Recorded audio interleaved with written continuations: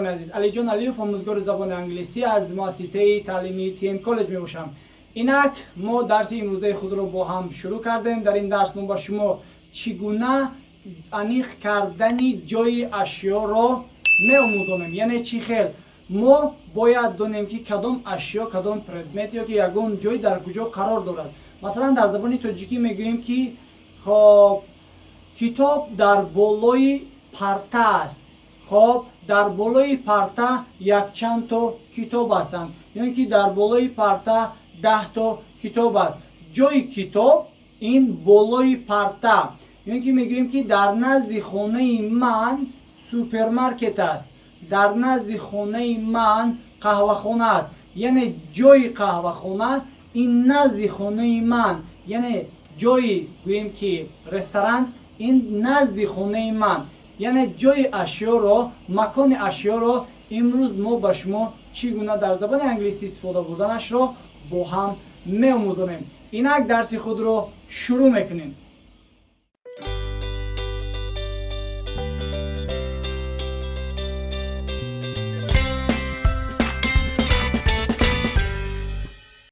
درس امروزه ما there is و there are با هم تکرار میکنیم. there is و there are. there is چی معنا دارد و there are چی معنا دارد. there is وقتی که اشیا یک تا است ما استفاده میبریم با there is، یعنی اشیا یک تا باشد ما there is رو استفاده میبریم. there are اشیا وقتی که شکل جمع باشد، از یک زیاد باشد، ما there are رو استفاده میبریم. باز برای فهموتر شدنش بیایید جمله ها رو میخونیم و تحلیل میکنیم و پس از آن ما درس رو میفهمیم که درس درباره چی است. there is شکل تنها، یعنی برای اشیاهای شکل تنها. there are شکل جمع، برای اشیاهای شکل جمع. بار دیگر میگیم طریق there is یا اینکه there are ما مکان اشیا رو میابیم. فلان چیز در فلان جا قرار دارد. سوپرمارکت در نزد خانه من است، یعنی جای سوپرمارکت رو ما انیق میکنیم که در کجا است. با هم جمله ها رو میخونیم. جمله های پوزیتیو، جمله های خبری. There is a police in the cafe. There is a police. Police میلیسا، یعنی میلیسا در داخل قهوه خانه است. یک میلیسا، یک پلیس در داخل قهوه خانه است. پلیس در کجاست؟ در داخل قهوه خانه. ما با there is حتما در جمله ها وقتی مکان اشیا رو انیق کردن شدیم ما باید there is یا اینکه there are رو استفاده بریم. There is a police in the cafe. یعنی چی؟ پلیس در داخل قهوه خانه است. دیگر جمله there is a bus at the bus stop. یعنی یک اتوبوس، بس این اتوبوس. at bus stop، bus stop این ایستگاه اتوبوس. there is a bus at bus stop معنیش یک تا اتوبوس در ایستگاه اتوبوس قرار دارد. اتوبوس در ایستگاه اتوبوس قرار دارد. there is a restaurant near my house. خب ساده تر. there is a restaurant near my house. یعنی رستوران در نزد خانه من رستوران هست. در نزد خانه من طربخانه هست. There is a library in my school. Library کتابخانه. My school یا in my school در مکتب من. یعنی چی؟ کتابخانه در مکتب من موجود است. There are اینجا شکل جمع با هم میبینیم. There are two police in the cafe. اینجا a police بود، یک دونه پلیس. اینجا two police. وقتی که از یک زیاد شد ما باید چی رو استفاده بریم؟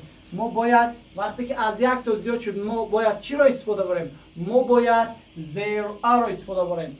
There are two police in the cafe. در قهوه خانه دو پلیس است. There are three buses at the bus stop. اینجا there is a bus at the bus stop بود. اینجا there are three buses at the bus stop. اینجا یک تا، اینجا چند تا؟ سه تا. یعنی there are three buses at the bus stop. در ایستگاه اتوبوس سه تا اتوبوس موجود است. There are four restaurants near my house. در نزد خانه من 4 تا رستوران موجود است. در شکل تنهاش there is a restaurant near my house. در نزد خانه من 1 تا رستوران موجود است. خب آخرین جمله there are 2 libraries in my school. در داخل مکتب من 2 تا کتابخانه است. در شکل تنهاش باشد there is a library in my school. در مکتب من 1 تا کتابخانه است. اینجا بود چگونه انیخ کردن مکانی اشیا. بار دیگر میگویم اگر شما خواهید جای اشیا را با کسی دیگر بفهمونید در کجا است، حتما شکل تنها باشد there is. اگر شکل جمع باشد بسیار اشیا باشد there are. برای مثال در بالای پرده کتاب هست. از شما میپرسم کتاب ها در کجا هستند؟ کتاب ها در بالای پرده هستند. There are some books on the table. There are some books on the table. یعنی در بالای پرده یک چند تا کتاب است. یا اینکه در نزد خانه من 2 تا رستوران است. There are 2 restaurants near my house. در نزد خانه من 2 رستوران است. There are some parks in my city. در شهر من یک چند تا پارک باغ‌ها موجود است. ما مکان اشیا را انیخ کردیم و بیایید با هم چگونه جمله های اینکاری، یعنی میگوییم که در بالای پرده کتاب نیست، یعنی مکان اشیا در جمله های اینکاری چگونه استفاده بردن there is there are را با هم می‌آموزیم. تنها بار دیگر میگویم در درس‌های پیشین هم گفتیم اگر ما خواهیم جمله پوزیتیو را، جمله حکایگی را با جمله اینکاری نگاتیو گردونیم با ما لازم می شود حصه‌چه نوت.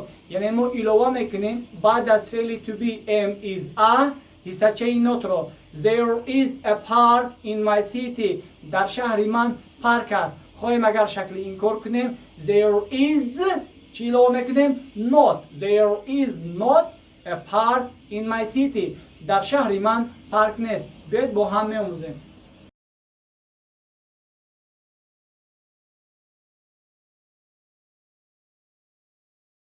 خب ما اینجا تنها چی علاوه کردیم؟ بعد از is not رو علاوه کردیم. There is a police in the cafe. در کافه پلیس است. There is not a police in the cafe. در کافه پلیس نیست. There is a bus at bus stop. در ایستگاه اتوبوس است. There is not a bus at bus stop. در ایستگاه اتوبوس نیست. There is a library in my school. در مکتب من کتابخانه است. اینکاری there is not a library in my school. در مکتب من کتابخانه نیست. There are 2 polices in the cafe. در قهوه‌خانه 2 پلیس است. There are not 2 polices in the cafe. در قهوه‌خانه 2 پلیس نیست. There are not 3 buses at the bus stop. در ایستگاه اتوبوس 3 اتوبوس نیست. There are not 4 restaurants near my house. در نزد خانه من 4 رستوران نیست. There are not 2 libraries in my school. در مکتب من 2 تا کتابخانه نیست. این بود جمله های اینکاری. بار دیگر میگویم برای انیخ کردن مکان اشیا با ما تنها استفاده بردن there is و there are لازم می شود. حتما در جمله ها اگر خواهیم مکان اشیا را انیخ کنیم there is برای شکل تنها و there are شکل جمع. امیدوارم این درس ما با شما پسند می آید و از این درس شما بهره می بردارید. درس های ما رو زینه به زینه تماشا نمایید. درس های من بعده ما رو انتظار شوید. با شبکه ما ابونه شدن رو فراموش نکنید. تا درس های من بعده خدا حافظ.